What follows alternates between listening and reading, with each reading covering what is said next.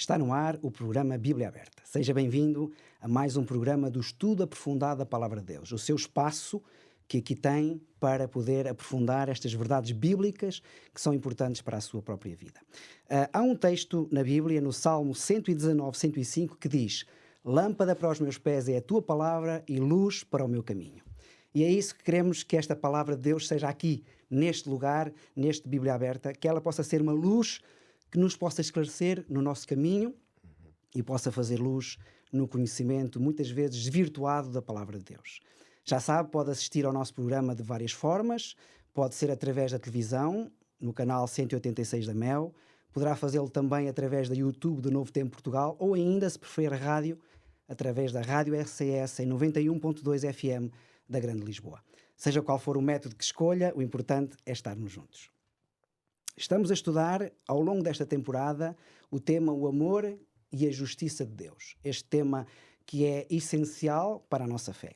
E no programa de hoje, nós vamos falar de como ser agradáveis a Deus. Como é que nós podemos ser agradáveis a Deus. E mais, vamos poder falar um pouquinho sobre que valor o ser humano tem para Deus. O pecado degrada ao ser humano, mas Deus dá ao ser humano um valor incalculável. Este valor que fez com que Deus enviasse o seu Filho Jesus a este mundo para nos salvar, para remir esta humanidade que tinha caído. E por isso mostra o valor que cada um de nós tem para Deus. E este programa é particularmente importante, sobretudo para as pessoas que, com autoestima baixa, muitas vezes acham que não têm valor, ou olhar-se ao espelho, acham que nunca poderão ser nada na vida. Hoje vamos falar que eu, meu querido amigo, temos muito valor para Deus. E para nos ajudar neste propósito, temos aqui connosco o nosso painel residente, a pastora Ortelinda, pastor Pedro Esteves, bem-vindos. Obrigado. E também temos connosco Ruben Santos, pastor, teólogo e estudante destas matérias bíblicas e, sobretudo, que gosta muito de partilhar com as pessoas estas matérias da Bíblia. Obrigado, Ruben, pela tua presença. Olá a todos. Muito bem. Como eu disse, Ortelinda, este é um tema muito importante, sobretudo para as pessoas que têm a autoestima baixa e que muitas vezes se sentem desvalorizadas na sociedade, às vezes até dentro da própria família. E nós vamos falar aqui de uma parábola, que é chamada a parábola do filho pródigo, que nos vai mostrar que esse terrível engano de olharmos para nós mesmos e acharmos que não temos valor, que nós temos que esvair, ou temos que este engano tem que ser esvaído. Então diz-me, por favor, segundo esta parábola, qual é que é o grande tema desta parábola do filho pródigo? A parábola do filho pródigo é certamente a parábola mais universalmente conhecida de Jesus. Nós sabemos que Jesus não quis ensinar através de conceitos, mas ele preferiu as imagens, as parábolas, porque o conceito provoca o argumento, a defesa, enquanto que a parábola realmente leva a pessoa a identificar-se com distância, ver a lição e realmente não criar resistência. Podemos dizer que um terço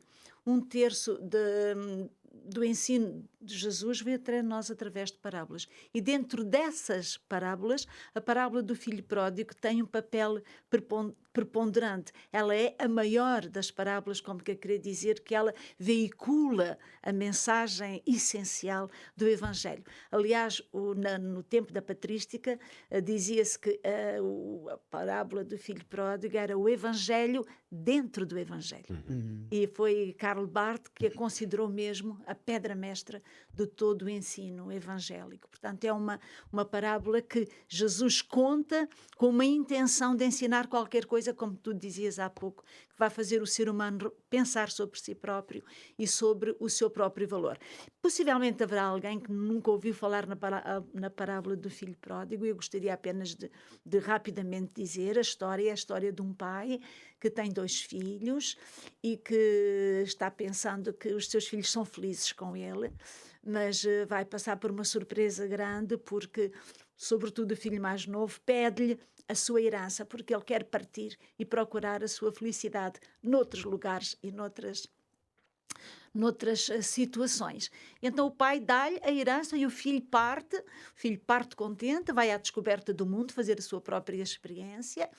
E a experiência do mundo tem aspectos positivos e tem muitos negativos, mais negativos do que positivos. E este filho vai fazer a experiência de gastar, de ter, de desfrutar, de viver todas as experiências a fundo, mas ele vai consumir os seus bens, a sua herança, e vai consumir-se a si próprio também. Gasta tudo, desperdiça tudo. E depois chega um momento em que ele não tem mais nada, não é? Não tem nada, não tem trabalho, não tem que comer, e o único trabalho que encontra é um trabalho terrivelmente humilhante, que é pastorear porcos, não é? E mesmo pastoreando os porcos, há um momento em que ele não tem nada que comer e até deseja comer as bolotas do que os porcos se alimentam. Isso era humilhante porque naquela altura, e para um judeu, não é? Os porcos, eles são muito Em puros. meio judeu é um animal imundo, não é? Guardar ovelhas é diferente de guardar porcos. E então este filho, no meio do seu desespero, da sua terrível humilhação, ele lembra-se da casa do pai. Ele lembra-se da casa do pai, e é interessante que a memória que ele tem do pai é de alguém que o poderá acolher, que o poderá perdoar e que o poderá realmente aceitar. E ele toma essa decisão. Ele diz, irei para meu pai e direi: Pai, pequei contra o céu e perante ti, não sou digno de ser chamado teu filho. Toma-me como um dos teus jornaleiros. Portanto, podemos dizer que esta parábola, no fundo, podemos contá-la de muitos aspectos. Podemos muitos contá-la aspectos. do ponto de vista do pai, do ponto de vista até do filho que volta, não é? Do arrependimento. Há um segundo filho, que é o mais velho, não é verdade? Também poderíamos falar só sobre isso, não é? Vamos ver apenas alguns aspectos. É esse aspecto, sobretudo, do amor do pai. Porque o pai está realmente esperando que o filho volte. E quando o filho volta, o pai recebe-o de braços abertos, sem nenhuma condição. É isto que é interessante. O amor deste pai é um amor incondicional. Ele faz tábua rasa sobre o comportamento do filho, sobre tudo o que ele fez, e ele recebe-o realmente de braços abertos. Podemos dizer que esta parábola é a terceira e última de uma trilogia que fala das parábolas dos perdidos, não é? É a parábola da dracma perdida, a parábola da ovelha perdida e a parábola do filho perdido. Ou seja, Jesus apresenta nestas três parábolas, portanto, toda a panóplia de possibilidades ou de maneiras de estar perdido, não é? O ser humano pode estar perdido de maneira inconsciente, nem sabe, nem se apercebe, não está nem aí, e é como a dracma, tem que ser procurado, não é? O ser humano pode estar perdido, saber que está perdido, saber que não está bem, que certamente há algo mais que ele não sabe, que ele desejaria, mas não sabe como chegar lá, e temos aí a ovelha, não é? Que o pastor vai buscar, porque ela não pode vir, e temos esta parábola do filho pródigo, que realmente culmina em que é um homem que está perdido de maneira consciente. Ele está perdido, ele sabe que está perdido, ele sabe o caminho de volta. Então, nós podemos dizer que, tal como uma peça musical, esta parábola tem três movimentos, não é? Tem o primeiro movimento, que é o amado, três particípios passados. O verbo amar, ele é amado, este filho é amado, ele não toma consciência disso. O segundo movimento é que ele está perdido, ele perde-se, e o terceiro movimento é que ele é achado. Então acho fantástico, porque nós podemos dizer que esta parábola resume em si só todo o dilema do ser humano que é amado por Deus, mas que está perdido e que Deus quer realmente achar. Gostava de ver, só rapidamente, partilhar convosco, três características deste pai, porque eu penso que esta parábola não deveria chamar-se a parábola do filho pródigo, mas a parábola do pai amante, porque na realidade é o pai que sobressai aqui como a personagem mais importante e aquela sobre quem mais podemos aprender e sobretudo que nos orienta nesse aspecto que tu disseste, o valor que nós temos para Deus. Então, o valor que nós temos para Deus é visto na primeira característica deste pai. E a primeira característica deste pai é que ele respeita a liberdade do seu filho. Este pai ama o seu filho, deseja ter o seu filho consigo, sabe que o melhor lugar para o seu filho é junto dele, não é? Mas ele quer ter com o seu filho uma relação de amor. Ele sabe que essa relação só pode existir O filho só o pode amar se for livre. Este pai sabe que só podemos amar se for possível escolher não amar. Então ele dá-lhe inteira liberdade. O pai não só lhe dá a liberdade, ele proporciona, facilita o exercício dessa liberdade ao dar ao filho a herança a que ele não tinha direito. Não é? O filho menor ou só se herda quando os pais morrem. O pai ainda estava vivo e bem vivo, mas o pai dá-lhe a herança para que ele possa exercer a sua liberdade. Esta é a primeira característica de amor deste pai para com ele. Ele não é um pai possessivo, não quer o filho para si próprio, ele quer que o filho possa ser quem o filho realmente quer ser. Claro que ele deseja que o filho queira ser o que ele sabe que é melhor, mas ele dá-lhe essa liberdade. Portanto, este respeito manifesta-se ao não pedir ao filho para ficar. Ele nunca pede ao filho para ficar. Ao não ir atrás do filho para voltar e ao não tentar convencer o filho que ele está errado. Este pai dá total liberdade a este filho. Este pai sabe que o amor propõe-se. Não se impõe. O amor que se impõe deixa de ser amor. A segunda característica deste pai, que está ligada a esta, e que é a base desta também, é realmente o amor. Apesar de dar esta liberdade, não quer dizer que ele se desinteresse. Muitas vezes damos a liberdade e ele faça a sua vida e há um corte mesmo no interesse. Não. Este pai continua à espera do seu filho. Este pai permanece amante e expectante. Este pai está atento. E quando nós lemos a parábola, não é o filho que vê o pai, em primeiro lugar, é o pai que, espreitando certamente cada dia o horizonte, um dia ele vê aparecer uma silhueta que ele distingue como sendo o seu filho. E ele corre ao seu filho e ele abraça-o, não é? Ele corre para ele, extravasa o seu amor, saltando-lhe ao pescoço, cobrindo de beijos, ignorando completamente o discurso que o filho tinha bem preparado, não é? Desejando, unicamente contente por o filho vir. Isto é o amor do pai. E a terceira característica é a confiança.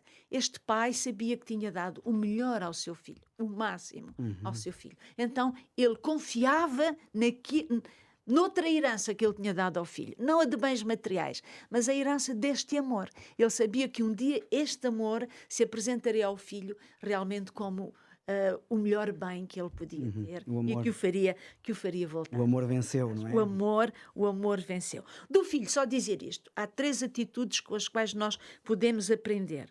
É a atitude do engodado, ele está engodado com o que está fora da casa do pai, está iludido, é a fase do iludido. Depois podemos dizer que é a fase do frustrado. Finalmente, aquilo não dá tanto prazer. E depois é a fase da humildade e do arrependimento. É a fase da volta. E é isso que Deus espera de todos nós. Falaste aí nas três parábolas, não é? A dracma perdida, a ovelha perdida e o filho pródigo. Todas elas acabam como uma festa. Exatamente, não é? O pai, quando recebe o filho, nem sequer ouve o seu discurso de pedido de perdão, manda-o vestir com roupas e adornos de festa, não é? Porque este filho, como ele diz, estava perdido e foi achado. Amém. Estava morto e reviveu. Muito bem. E essa é a alegria do pai. Excelente. Mas nesta história temos aqui, Pedro, também uma outra reação, que é a reação do filho mais velho, que achava que aquela questão do mérito, não é? A questão de recompensa, ou seja, o filho como saiu de casa e fez toda aquela vida fora de casa, que não teria direito à herança. Podes-nos contar um pouquinho sobre esta reação deste filho mais velho? Sim, podemos nos centrar aqui um pouco nessa dimensão final da história, porque há muitos ensinamentos. Creio que aqui talvez valha a pena ler. Eu próprio vou ler aqui, estamos em Lucas no capítulo 15, eu vou ler a parte final da história, que é a partir do versículo 25. Diz então que o filho mais velho estava no campo e quando veio, chegou perto da casa, ouviu música e danças. E chamando um dos seus servos, perguntou-lhe o que era aquilo. Ele disse-lhe, veio o teu irmão, o teu pai matou o bezerro cevado porque o recebeu são e salvo. Mas ele, o irmão mais velho, indignou-se e não queria entrar. Saindo o seu pai, rogava-lhe que entrasse com ele. Mas ele respondeu ao pai, eis que te sirvo há tantos anos, sem nunca transgredir o teu mandamento, e nunca me deste um cabrito para alegrar-me com os meus amigos. Vindo, porém, este teu filho, que desperdiçou os teus bens com as meretrizes, mataste-lhe o bezerro cevado. E então o pai respondeu-lhe: Filho, tu estás sempre comigo e todas as minhas coisas são tuas. Mas era justo alegrarmos-nos e folgarmos, porque este teu irmão estava morto e reviveu, tinha-se perdido e foi achado. Que maravilha, não é? É a vontade que me dá é dizer isso. Que história magnífica, que tão bem escrita, que ilustração fabulosa. Há um conjunto vastíssimo de ensinamentos só nesta porção em relação ao filho que eu acho que vale a pena nos centrarmos um pouco. Talvez a primeira delas é uma espécie de tensão que esta história evidencia com um facto, vamos dizer, há uma certa ironia mesmo, que é: o filho mais velho ficou com o pai durante todo este tempo e não conhece o pai. Como se ele também tivesse perdido, parece, não é? Perdido dentro da casa. É isso, mas o que me parece ser a evidência maior desta história é que o filho está perdido porque não conhece o pai. Na verdade, é como se fossem estranhos dentro da mesma casa. Coisa, aliás, que nós conseguimos entender bem, porque sabemos que existem muitos contextos, por exemplo, familiares, ainda hoje, onde pessoas que habitam a mesma casa, mas é como se fossem estranhas. Pode ser um marido e uma mulher que convivem, têm intimidade, mas são como estranhos, ou até por vezes filhos e pais. Esta história ilustra muito bem este conceito de uma estranheza, apesar da partilha do mesmo ambiente. Porque é que podemos dizer que há então uma certa tensão, que é o filho que se revoltou, ou que foi embora, que abandonou, tudo o que quisermos dizer, quando se encontrou naquela situação que a Hortelina aqui descrevia, quando ele pensou, ok, e agora que saída eu tenho, ele pensa no pai e reconhece as características no pai suficientes para perceber o que é que vai acontecer. Por isso ele volta. Logo podemos dizer que nós temos um filho que está dentro de casa, nunca saiu de casa, aparentemente está a cumprir tudo o que é suposto um bom filho fazer, mas não conhece o pai. E temos um filho que é o filho revoltado, o filho rebelde, o filho que vai embora, mas que na hora certa conhece o pai. Por isso é que creio que o elemento central, quando introduzimos a dimensão do filho mais velho, é o facto de ele nunca ter compreendido o quê? A natureza do seu pai. O coração do seu pai. E quando nós, obviamente, trazemos esta parábola ilustrativa para a realidade da nossa relação com Deus, que é isso que está aqui a ser ilustrado, e o plano de salvação estabelecido por Deus, nós ficamos a perceber que o que Deus procura são pessoas que o conheçam. Eu conecto, portanto, esta realidade com uma célebre frase de Jesus que afirmou que, precisamente no momento vamos dizer, da consumação da salvação, vai haver pessoas que vão voltar-se para Jesus na sua vinda, é esse o contexto, lembro de Mateus 25, e vão dizer-lhe: mas, Senhor, nós andámos aqui a fazer coisas em teu nome, no fundo fomos pessoas da fé ou até da religião. E Jesus diz: meus amigos, eu não vos conheço. Mesmo que eles digam Senhor, Senhor. Ou seja, estamos a falar de pessoas que têm, portanto, uma prática religiosa, usam o jargão religioso, que está representado nessa história pela expressão Senhor, Senhor. Seria o mesmo que dizer nós podemos ir às igrejas, cantar hinos, eu sei lá o que é que podemos fazer, cumprir rituais, vamos dizer, ou formalidades religiosas, mas podemos não conhecer o Deus da religião. Isso temos um exemplo no jovem rico. Não é? O jovem rico que fazia tudo desde a sua mocidade, mas que não conhecia realmente Jesus. Aí está outra história perfeita para ilustrar este sentido que eu estou a tentar trazer no fundo à nossa reflexão, que o que Deus procura em nós é o quê? Esta é que é a grande questão, que esta história nos coloca. Esta história não é um incentivo a nós sermos rebeldes e voltarmos as costas a Deus porque um dia vai tudo correr bem. A história não é um incentivo, porque a história mostra que o filho que fez isso andou na desgraça, a vida dele foi péssima. Portanto, não é um incentivo a fazer podia isso. nunca se ter arrependido. Podia. As coisas podiam ter corrido ao ponto, mas ele ter morrido de fome, por exemplo. Não é? Ou então ter corrido bem e ele ficar com o dinheiro e nunca voltar para os braços do pai. Então, a história, em vez de ser um incentivo a experimentarmos a experiência do filho pródigo, a história, na verdade, é um incentivo a dizer assim: o que tu precisas é de conhecer o teu pai. Se não conheceres o teu pai, tu podes estar dentro de casa de costas voltadas. E o que nós encontramos na conclusão desta história são dois homens que estão na mesma casa, mas de costas voltadas. É por isso que aquela parte do diálogo é extremamente rica, quando o pai fala com o filho e diz-lhe, na verdade, mas Tudo é teu. eu sempre estive aqui e tudo aqui é teu. O que quer dizer que este rapaz, na verdade, como ilustração, significa alguém que esteve perto das bênçãos do pai sem nunca ter desfrutado delas. E isto é uma chamada de atenção brutal para o facto de que muitas vezes nós podemos estar, mais uma vez digo, no domínio da fé sem desfrutar das bênçãos da fé. É nesse sentido, eu vou terminar, que esta história obviamente é um alerta sobre as questões do legalismo, da autossuficiência espiritual. Porque, na verdade, o que este filho vai dizer e trazer como argumentação é: eu estive aqui sempre a cumprir os teus mandamentos.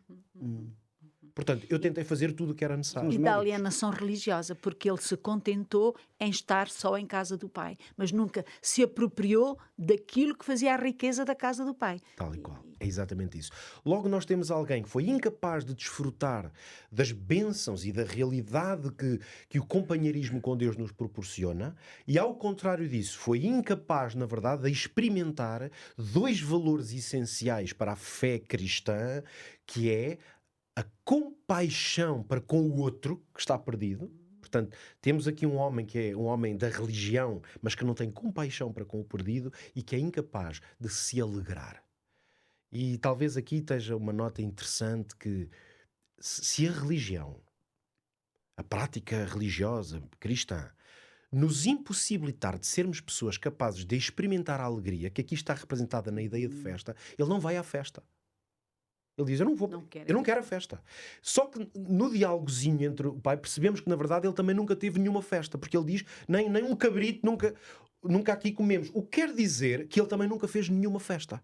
Como esta festa significa a alegria da salvação, podemos dizer que o facto dele não ir comer o bezerro, nem ter comido nenhum cabrito, diz-nos o quê? Que ele nunca desfrutou da festa espiritual, de nenhuma forma, de alegria. O cristão não é mais cristão por ser austero e carrancudo. O verdadeiro cristão vive uma festa.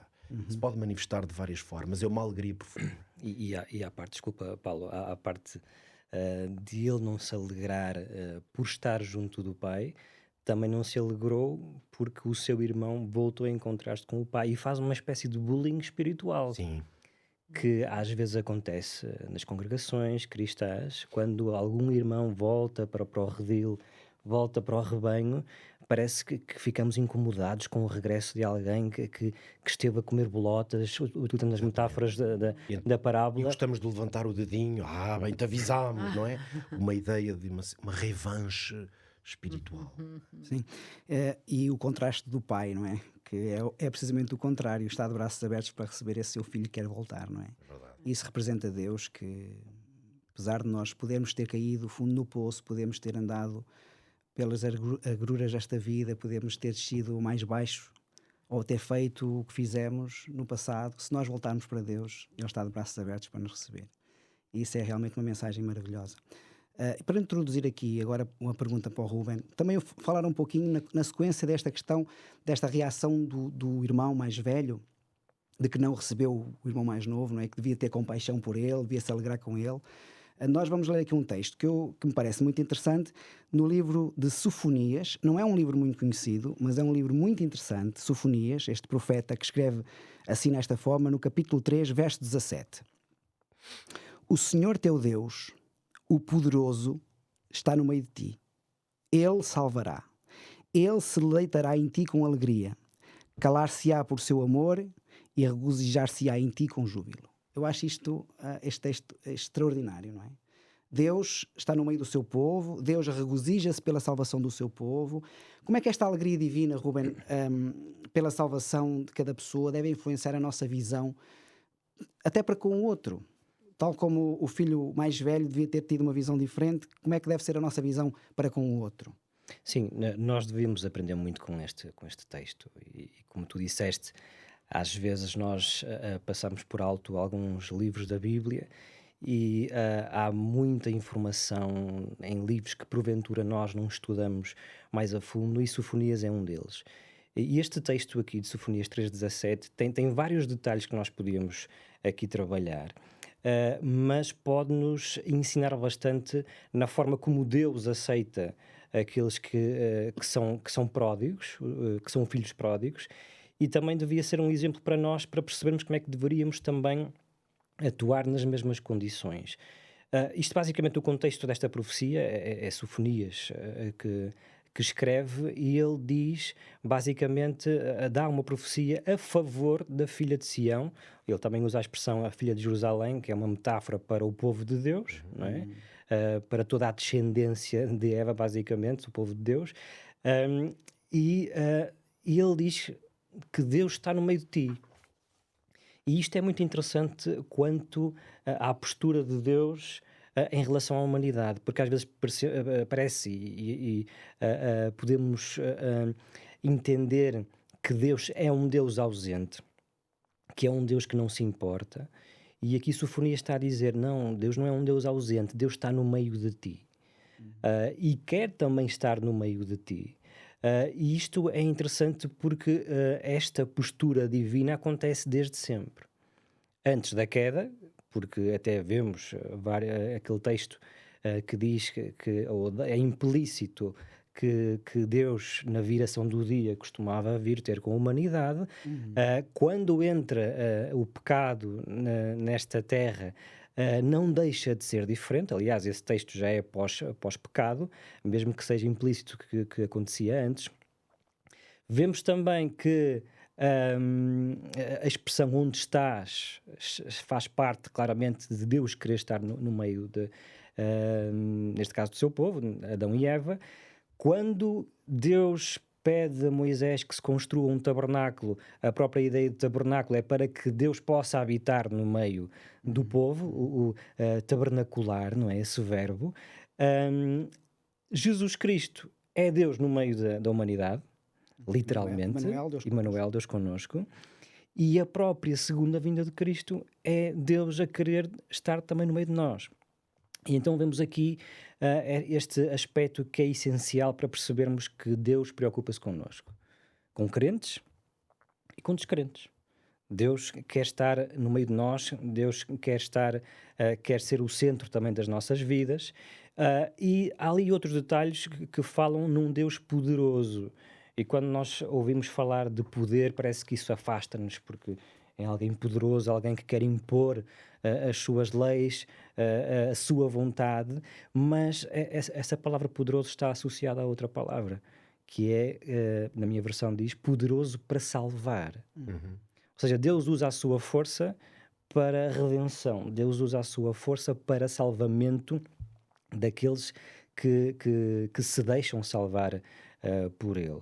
E nós conhecemos um texto que é quase o resumo, a mensagem nuclear de toda a Bíblia, que é João 3,16, mas esquecemos do versículo a seguir, que diz precisamente isto que estamos agora a abordar, de que Deus não quer condenar. E Jesus veio para salvar, não para condenar.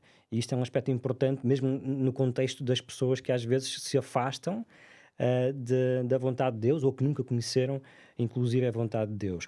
Depois fala da alegria.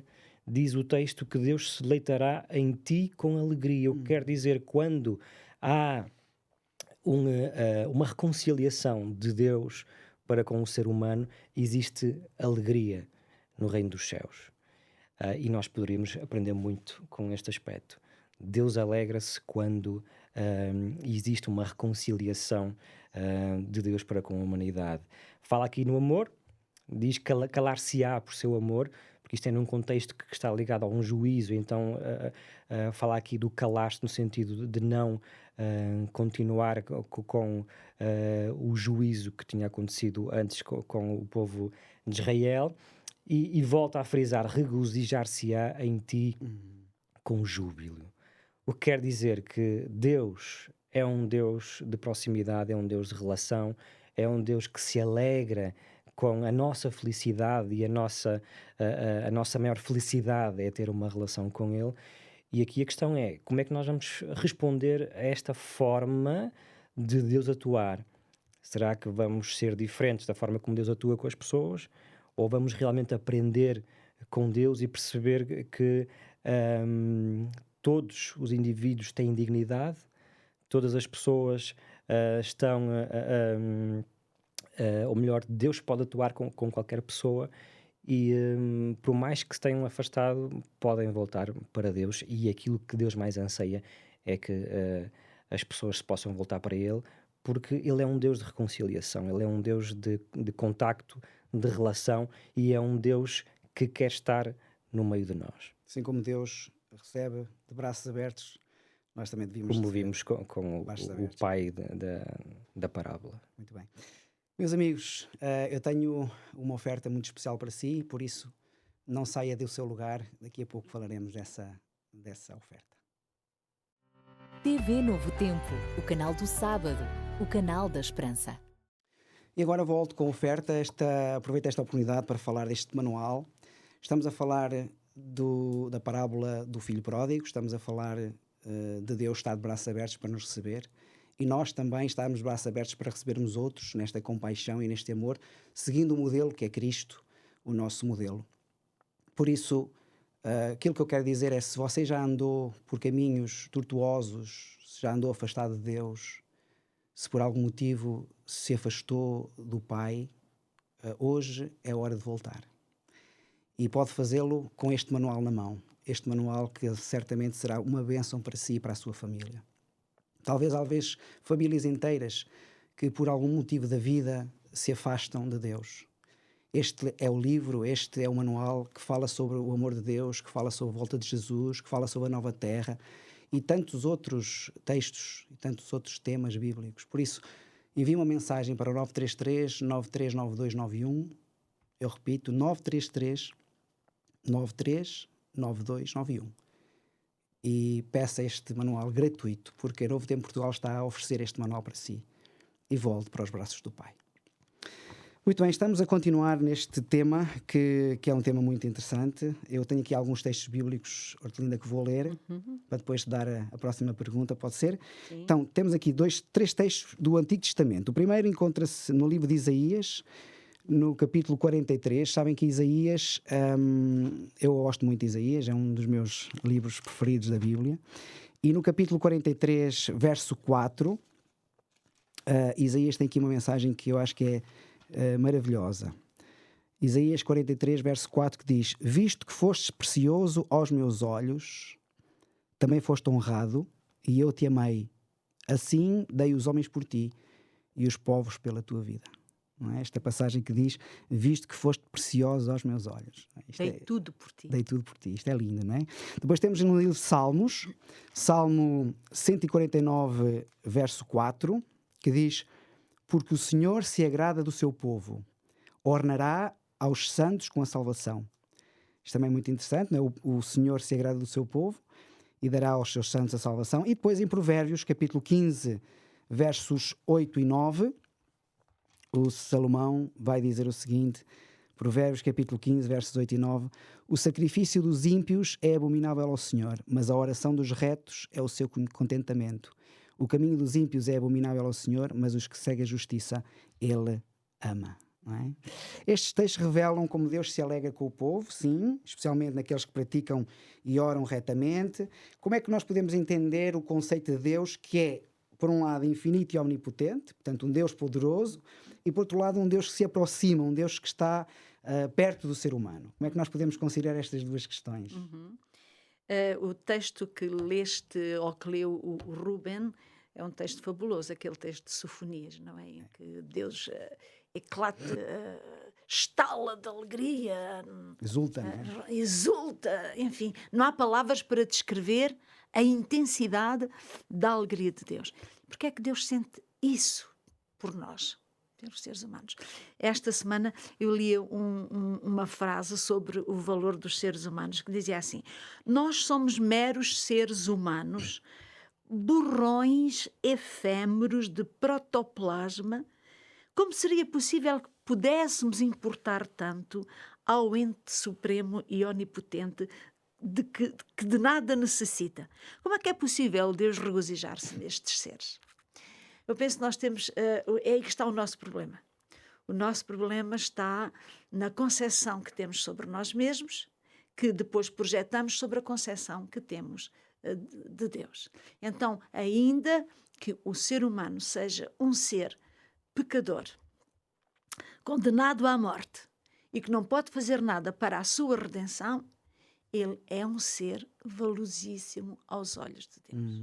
Tem um valor tão importante, tão grande, que Deus deu o seu Filho, e nós não podemos nunca esquecer isto, não é? O valor de cada ser humano vemo-lo na cruz do Calvário. Deus, somos realmente, não sei, enfim, estes borrões efêmeros de protoplasma, quer dizer, eu penso que não somos realmente isto. Nós somos seres que Deus criou com uma qualidade, com um objetivo, com um destino, com um propósito, que levou Deus a dar o seu Filho para nos recuperar. E quando nos recupera, Deus tem esta intensidade de alegria, de emoção, de qualquer coisa de fantástico. É o que todos estes textos pretendem dizer. Quando Deus diz, dei os homens por ti, as nações por ti, quer dizer, eu dei tudo por ti. Porquê? Porque tu és importante para mim. Ora, tudo isso Deus achou que valia a pena.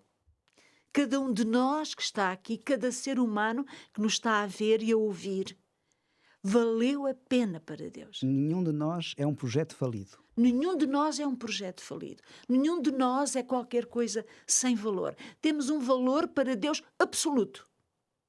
Para Deus. De maneira que Deus pôde realmente fazer o que Ele fez por nós, que é qualquer coisa que nós não podemos nem imaginar. Eu não daria a minha filha por ninguém. Deus deu o seu Filho por cada um de nós. Não é? Não poderemos compreender isso, só na eternidade é que iremos penetrando, portanto, esse mistério. Mas esta alegria intensa de Deus, que nós às vezes pensamos que não, que Deus não é assim. Deus é severo, Deus é austero, Deus representa a lei, a correção, aquele que ensina, mas temos dificuldade em ver em Deus alguém que tem emoções profundas, não é? Ora, quando nós aceitamos Deus, quando aceitamos o seu amor, quando deixamos que Ele realize em nós esse projeto pelo qual Ele nos trouxe à existência, e que é um projeto imenso, que nós nem podemos ver agora o que ele é. Diz-nos a palavra de Deus que Deus se alegra, Deus se gloria, portanto, com essa nossa descoberta do seu amor e essa nossa adesão a Ele. Portanto, o Deus da Bíblia não é de maneira nenhuma um Deus que se apresente como alguém de indiferente, de intocável, totalmente protegido de sentimentos, protegendo-se, não é? Não esqueçamos que nós somos criados à imagem e semelhança de Deus. Nós hoje sabemos, pelo estudo da psicologia, quão importantes são as emoções na nossa existência, na nossa formação, na nossa identidade, no nosso comportamento, nas nossas decisões, não é? Como diz António Damasio, assinto, logo existo. Ao contrário de Descartes, que dizia penso, logo existo. Ele disse sinto, logo existo. Realmente são as emoções, os sentimentos que nos dão a nossa verdadeira identidade e uma percepção do mundo muito mais real. Ora, se Deus nos criou à sua imagem e semelhança, Deus terá tudo isto de uma maneira muito mais intensa, muito mais profunda, muito mais abarcante. Essa ideia de que um Deus que está no céu, nesse lugar longínquo, mas que desceu à humanidade para ter um encontro connosco. E que sente. Isso é incrível. É um Deus que sente, que se alegra. Portanto, é um Deus... As nossas emoções traduzem de maneira muito pálida as emoções de Deus, porque tu perguntávamos se Deus se emociona, porque é que Ele tem esta alegria, não é? Portanto, as nossas emoções, por vezes são tão intensas, traduzem palidamente a intensidade deste amor de Deus. Portanto, Deus tem emoções, Ele sente a alegria, sente também a tristeza. Eu gosto muito de um texto que encontramos em Deuteronômio, em que diz que na história do povo de Israel, Deus que acompanha o povo de Israel diz que em toda a angústia deles foi Ele angustiado. E o anjo da sua presença os salvou. Pelo seu amor e pela sua compaixão, os remiu e os tomou e os conduziu todos os dias da eternidade. Ou seja, Deus estava com o seu povo. Quando o povo se angustiava, Deus não ficava impassível e sereno. Deus angustiava-se. Não pelo motivo que angustiava o povo. O povo angustiava-se porque não podia ver além do seu nariz e porque não tinha confiança. Mas Deus angustiava-se pela angústia deles. Deus sofria por eles sofrerem, mesmo se Deus tinha a solução para esse sofrimento. Não é? Vemos isso muito bem em Jesus, junto à tumba de Lázaro. Jesus vai ressuscitar Lázaro. Ele sabe que vai ressuscitar. Ele sabe que vai dizer: Lázaro, sai para fora. Mas antes, Jesus chora com as irmãs de Lázaro. Ele tinha já a solução. Ele ia ressuscitá-lo. Não valia a pena elas chorarem. Mas elas ainda não tinham visto essa solução. E também... choraram. E Jesus chorou com elas. Não acham isto magnífico? Sim. Portanto, Deus está connosco de uma maneira tão intensa, tão ligada, que Ele vive as nossas emoções. Alegra-se connosco, entristece-se connosco, mesmo que Ele saiba que isto é passageiro. É passageiro para Deus, também o é para nós, mas Deus toma-nos a sério em cada momento do nosso percurso. Se estamos tristes, Ele está triste. Se estamos alegres, Ele alegra-se com a nossa alegria, com os nossos sentimentos. Eu acho isto fabuloso. Portanto, é um Deus de rosto humano, não é um Deus indiferente. E Ele pede que nós sigamos o seu exemplo, porque Ele disse: alegrai-vos com os que se alegram, não é? E chorai com os que choram. Quer que façamos o mesmo, não é verdade? Exatamente. Ele quer que nós sigamos o seu exemplo para com os outros que estão à nossa volta, não é? E nós vamos introduzir agora aqui uma imagem, que é uma imagem muito interessante, que é a imagem de pedras vivas. Pedro, antes de dar a palavra, eu vou ler só um texto de Pedro, 1 de Pedro, por acaso também é o apóstolo Pedro, não é? Temos aqui um Pedro connosco.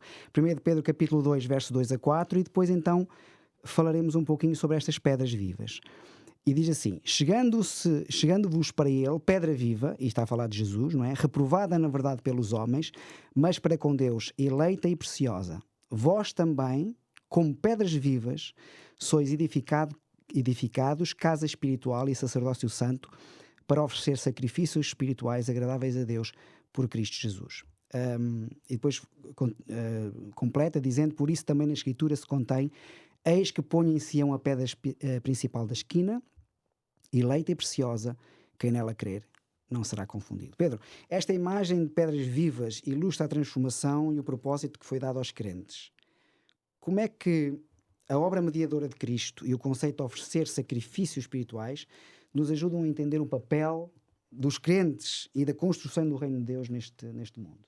É interessante essa pergunta e este contexto geral que estamos aqui a comentar desde a tua introdução há pouco, que foi bastante interessante a colocar a ênfase de toda a reflexão que estamos a fazer aqui neste conceito global de que nós temos muito valor. E esse valor é-nos dado pelo nosso Criador. E o valor que nós temos está diretamente conectado com o facto de que aquele que nos criou nos desejou, nos pensou, nos mantém. Se Ele é o ser com mais valor que existe, o valor que Ele nos aporta, nos concede, é isso que nos dá verdadeiramente valor. Aliás, podemos dizer que este contexto, estes vários textos que estamos a analisar aqui, nos apontam num sentido de que a fé, a teologia, a mensagem cristã, profundamente evangélica, portanto, que está sedimentada no Evangelho, é verdadeiramente a mensagem, não tentando aqui desprezar nenhuma crença ou convicção que as pessoas tenham, mas não haverá, eu acredito profundamente nisso, nenhuma outra mensagem, cosmovisão, estrutura que possa trazer verdadeiro sentido e valor ao ser humano como esta, que radica na ideia de que Deus é quem nos concede valor. E neste caso é Deus como Pai, como vimos na história do Filho Pródigo, como este ser que tem sentimentos a nosso respeito. Agora, este texto e esta estrutura metafórica que temos aqui de que somos pedras vivas e que somos parte da construção de alguma coisa de muito valor, é uma outra forma, se quisermos até uma outra abordagem, precisamente a este conceito de valor que nós temos. Neste caso, podemos dizer que o apóstolo Pedro ajuda a construir a ideia de que nós temos valor na medida em que somos parte de um projeto que é coletivo, vamos dizer assim. É um projeto que está acima do valor individual. E neste sentido, talvez a afirmação geral, depois ainda tomarei aqui uns minutos só a tentar dar mais alguns exemplos, é de que a nossa vida também tem propósito não apenas no isolamento do nosso valor intrínseco. Nós temos propósito no sentido em que fazemos parte da construção de um reino. Aquilo a que Jesus, obviamente, designou como o reino de Deus, e nós somos construtores desse reino. Somos pedras desse reino. E, claro, o apóstolo Pedro aqui vai usar esta metáfora de que, na verdade, existe uma casa espiritual, um templo que está a ser construído, e nós somos pedras e aportamos um valor único. Ela é a pedra de esquina, é a pedra principal. Não é? É isso. E então, o primeiro elemento que fundamenta esta ideia de o valor que nós temos ao serviço de algo que é maior do que nós próprios, é que o apóstolo começa a dizer que Jesus é a pedra viva e depois diz nós também somos. Portanto, é interessante porque o que ele faz é atribui-nos a nós o mesmo título que primeiro atribui a Jesus. Ele é a pedra viva, nós também somos. Portanto, somos, em certo sentido, continuadores dessa obra que Jesus está a completar. É interessante que nós sabemos que o apóstolo, na carta aos Hebreus, explora muito todo aquele conceito do sacerdócio de Jesus. E que há uma obra que Jesus está a realizar no céu. Mais uma vez, sempre em linha com este grande tema, essa obra, a obra sacerdotal de Jesus, é uma obra a favor dos seres humanos. Que podemos dizer que é uma ideia, é como um fio de ouro que conecta toda a história da salvação. Que é a ideia de que Deus está a trabalhar, a fazer algo, e tudo o que Deus está a fazer é a nosso favor. Por isso a ideia de que Jesus está no santuário e intercede e tem um ministério é essencialmente uma demonstração de que Jesus continua ativo em nosso favor. Por isso é que a obra de intercessão e de mediação de Jesus é uma obra que é uma continuação da sua obra na terra. Por isso é que ele aqui veio, viveu, morreu, derramou o seu sangue e depois, claro, toda a linguagem, aquela linguagem de santuário que é transferida agora para o céu, é a ideia de que agora Jesus ministra, como diz o apóstolo aos Hebreus, ele ministra com o seu próprio sangue.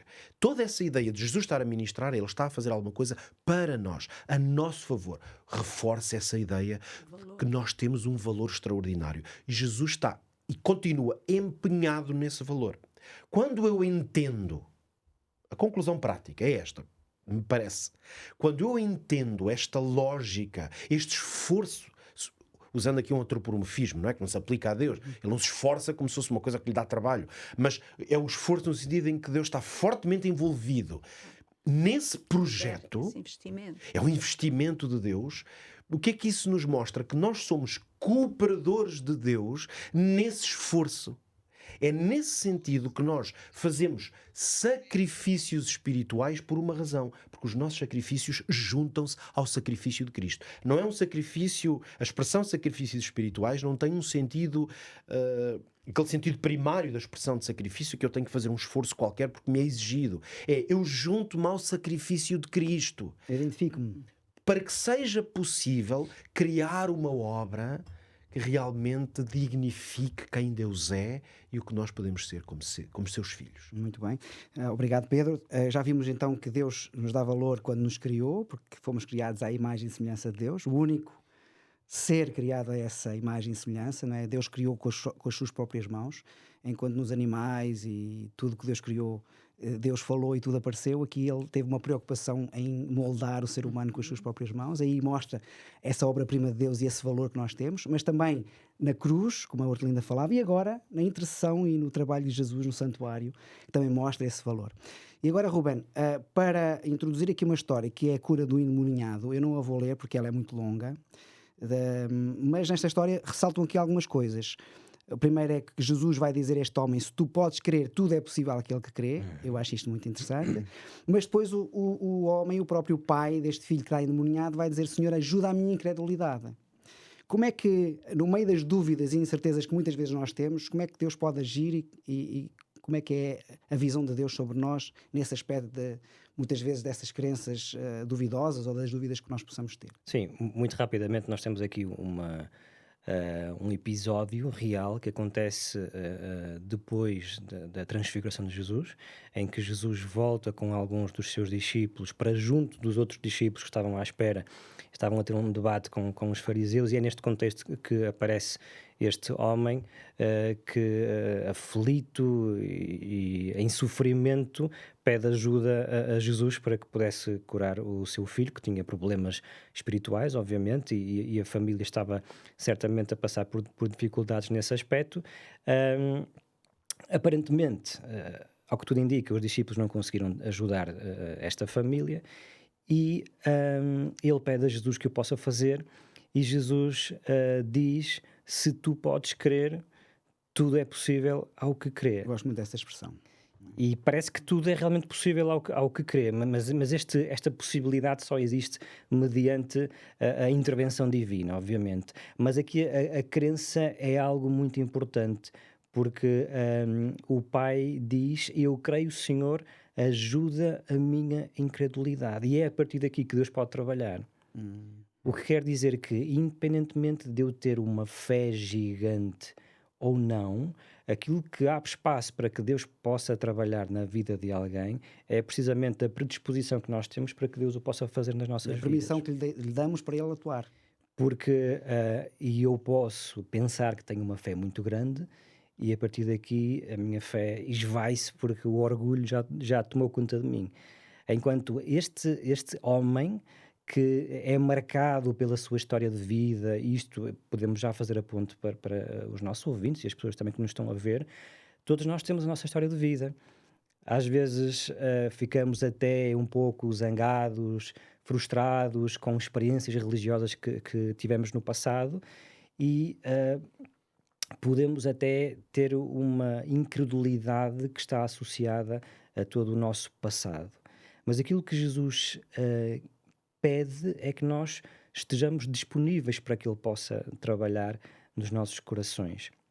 E a sinceridade para Deus é mais importante do que ter aquela fé perfeita que às vezes almejamos. E nós devemos, obviamente, ter esta fé perfeita, devemos pedir a Deus que nos aumente a nossa fé, mas Deus acolhe aqueles que demonstram a genuinidade, que demonstram a autenticidade, e aqueles que estão dispostos para que Deus possa realmente trabalhar. Agora, a cada um de nós e as pessoas que nos estão a ouvir vão até Deus como estão, da forma como estão, porque o importante para um recomeço de relação com Cristo é precisamente estarmos dispostos e predispostos para que Deus possa transformar as nossas vidas É que e atuar. trabalhar com as nossas fraquezas, dúvidas, incredulidades, é a especialidade de Deus. Sem dúvida. A arte permanente de Deus, desde do Éden, é trabalhar com as nossas fraquezas. Porque com as nossas forças, se fosse possível Não trabalhar vai com as longe. nossas forças, ele não vai longe com as nossas forças.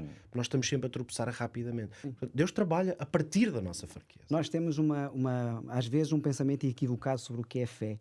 Porque nós achamos que a fé é nos méritos. Há pouco falávamos nisso, não é? É aquilo que eu faço. E o jovem rico tinha esse problema. Senhor, mas eu faço tudo isto, não é? Eu compro tudo, compro todos os requisitos. Só que quando Jesus diz, vem e segue-me, ele não o fez, não é? Porque havia alguma coisa que ainda o afastava, ou que era uma barreira, que era um impedimento a que ele pudesse seguir Jesus. E muitas vezes nós temos uma fé baseada naquilo que é os méritos. Eu faço, eu recebo, não é? E, como o Pedro dizia há pouco, é muito importante a fé baseada no conhecimento de Deus, nesse relacionamento com Deus. Por isso é que ele diz, o apóstolo João, que a vida eterna é esta, que te conheçam a ti só como o único Deus verdadeiro e a Cristo a quem enviaste. Portanto, este conhecimento experimental, vivencial, de relacionamento, tal como o pai e o filho tiveram esse Por relacionamento. isso é que João, o mesmo que disse isso, quando escrevia na sua carta, que é um dos meus textos favoritos na Bíblia, é quando ele diz, o que nós vimos e ouvimos e tocamos é disso que falamos, que é uma ideia de como nós conhecemos, conseguimos dizer alguma coisa. Nós queríamos fazer aqui uma síntese, mas temos muito pouco tempo, mas vamos pedir a alguém, vamos pedir à Hortelinda. Hortelinda, podes nos deixar só uma mensagem final lá para casa? Esta questão da fé que te falava realmente o Ruben é muito importante, porque nós pensamos muitas vezes que para ter fé precisamos de saber certas coisas, de fazer certas coisas, mas a fé é algo muito simples. A fé é simplesmente dizer sim a Deus. E a partir do momento em que nós dizemos sim a Deus, Deus fará todas as coisas, como estava a dizer o Pedro, não é? Deus não exige que eu creia naquilo que possivelmente eu não sou capaz de crer. Deus não exige aquilo que nós não somos capazes. Deus apenas exige o nosso sim. Queres estar comigo? Queres que eu resolva os teus problemas? Queres aceitar-me? É este sim inicial a partir do qual Deus então pode construir todas as coisas. Foi o sim de Abraão. Deus disse, deixa tudo e vem. E Abraão não sabia, não percebia, mas Abraão disse, sim. Eu vou. E Abraão foi. Não sabia para onde ia. E é este sim que realmente marca o nosso nascimento espiritual, porque é a partir daí que Deus pode agir. Muito obrigado a todos, foi muito bom, foi muito enriquecedor e acredito que todos nós aqui beneficiamos. Temos aqui este manual, há um versículo bíblico que diz, eis que estou à porta e bato. É Cristo que fala e diz, eis que estou à porta e bato. Se alguém ouvir a minha voz e abrir a porta, eu entrarei na sua casa, cearei com ele e ele comigo. E Deus quer entrar na tua casa hoje e pode fazê-lo através desta revista especial. Este é um manual muito importante para Deus poder estar dentro do teu lar e poder ajudar-te a compreender mais sobre estas questões da fé. Este é um manual que fala sobre a volta de Jesus, que fala sobre o amor de Deus, estes temas que estamos aqui a tratar. Por isso, não hesitem, enviem uma mensagem para o 933 93 9291, 933 93 9291 e peçam gratuitamente esta revista. Ela ser-vos-á entregue na vossa casa. Que Deus o abençoe grandemente. Espero que ao sair deste cantinho do estudo da Bíblia possa sair com a certeza de que é valoroso para Deus, que é especial para Deus, que Deus o ama e acredito que Deus tem um plano muito importante para a sua vida. Que o Senhor o abençoe e não se esqueça, no próximo episódio temos um encontro marcado. Até lá, fique bem e fique com a Bíblia sempre aberta.